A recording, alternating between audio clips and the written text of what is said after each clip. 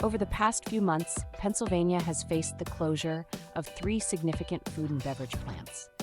This development is undeniably troubling for workers and local economies, and it raises concerns about future trends. These weren't just small producers or fleeting startups. These were established companies, some deeply rooted in their communities for over a century. Let's delve into the details. On December 31, 2024, New Year's Eve, employees at Joriki Beverages received an unexpected email announcing the immediate closure of the plant. There was no prior warning or transition period. Instantly, about 226 workers found themselves without jobs. The Pittston facility had been engaged in bottling private label drinks, sparkling waters, and flavored beverages, with plans to expand co-packing for major brands like Welch's and Coca-Cola. Joriki also produced silk plant-based milks in Canada, and a significant product recall there exacerbated the company's financial difficulties. Unfortunately, the Pittston operation never achieved its intended potential, and suddenly it came to an abrupt end. There was no severance package and no advance notice filed with the state. For a facility that played a key role in Pittston's light industrial corridor, the sudden shutdown was a shock, leaving hundreds of employees scrambling. This was a tough blow. Kunzler had been a fixture in Lancaster since 1901, renowned for producing some of Pennsylvania's most iconic deli and meat products. Their hardwood-smoked bacon, bologna, deli ham, hot dogs, and scrapple were staples in grocery stores, delis, and ballparks throughout the Mid-Atlantic region. Even their beef and chicken franks were a popular choice at Lancaster Stormers games. However, in late 2024, Kunzler announced the permanent closure of their Lancaster plant, resulting in the loss of 193 jobs as part of a restructuring plan under its new parent company. This decision wasn't due to poor products. Following a corporate buyout by Clemens Food Group, the company had to make a difficult decision: close the aging Lancaster facility and relocate production. The move was driven by the need to reduce costs and streamline operations. The plant was old, costly to modernize, and it no longer aligned with the new owner's strategic plans.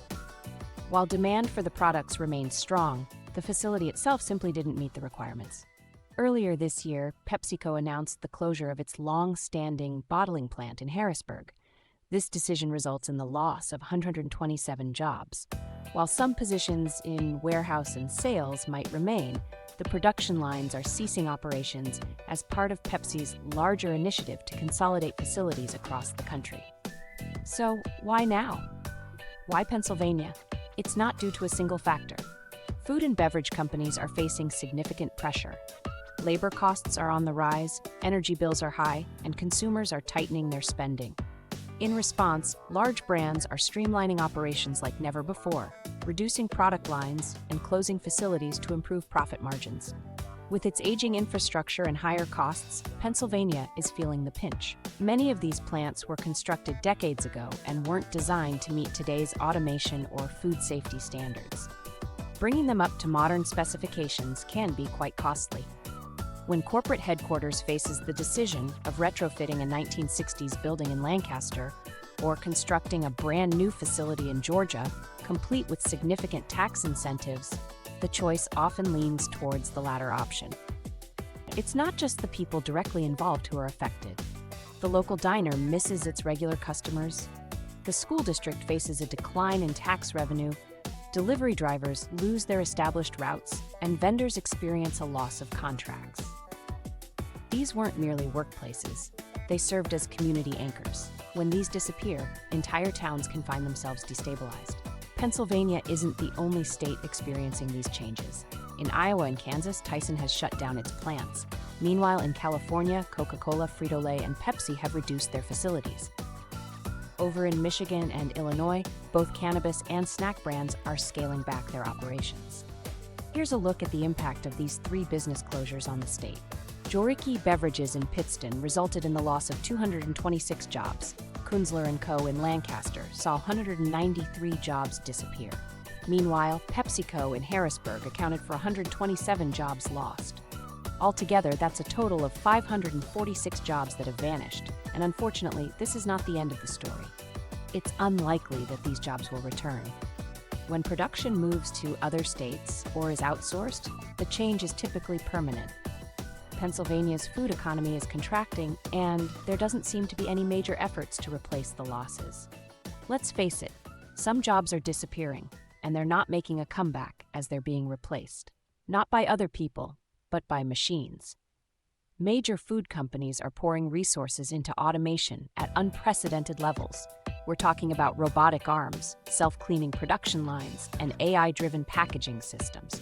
It's faster, it's more cost-effective, and once these systems are up and running, there's little incentive to rehire workers. Even if you don't reside in these towns or work in these factories, you'll still experience the effects. With fewer factories, there's less flexibility in the supply chain, which can result in higher prices, fewer choices, and more empty shelves at your local store. Perhaps your favorite deli meat is no longer available, or maybe that plant-based milk becomes more costly. When companies reduce capacity, it ultimately becomes noticeable at the checkout. 3 major food plants employing hundreds of workers have seen their deep community connections severed. This situation goes beyond a few closures. It signifies a shift in the entire industry, moving away from areas like Pennsylvania. If no changes occur, more towns might face a similar fate. Consider your own experience. Have you noticed a rise in prices? Perhaps your favorite local brand has disappeared from store shelves. Does it matter to you if your food is produced nearby? Share your thoughts in the comments section. If you enjoyed this, subscribe to The Coconut Mama on YouTube at youtube.com/thecoconutmama for more.